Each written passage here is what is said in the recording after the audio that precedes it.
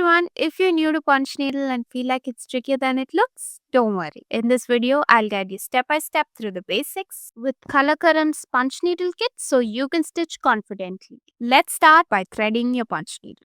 Push the wire threader through the tip and out the handle. Thread your yarn through the loop and gently pull it back through. Then thread the yarn through the eye near the tip. If the threader gets stuck, twist gently, never force it. Setting up your fabric. Unscrew the hoop to separate the inner and outer rings. Then place your design in the center of the frame of your hoop. Press the outer ring down and tighten. The fabric should be drum tight. Give it a tap and it should bounce back slightly.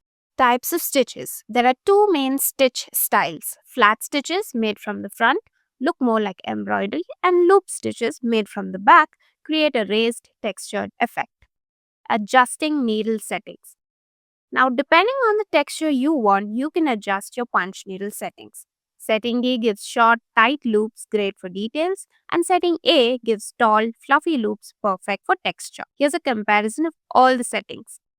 And for this tutorial, we will be using only setting C for the short and long stitches. To make long, flat stitches, simply move your needle up and down along the shape of the leaf.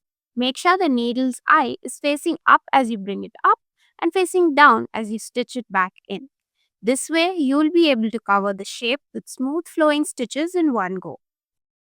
To begin stitching a color section, insert the needle into the fabric and leave a small yarn tail on the back. Hold the tail in place with your finger as you start punching, no knots needed.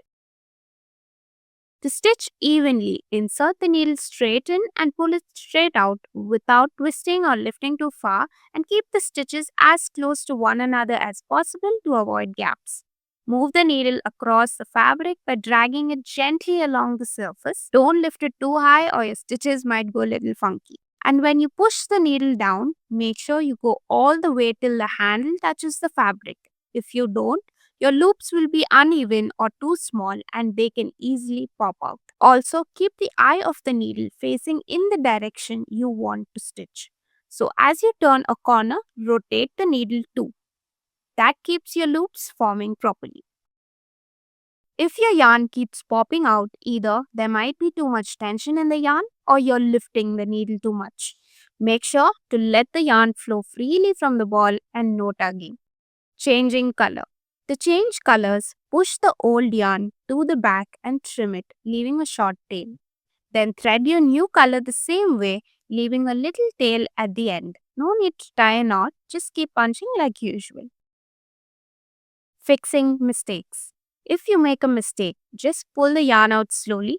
To fix holes in the monk's cloth, rub it gently with your finger or the end of your needle.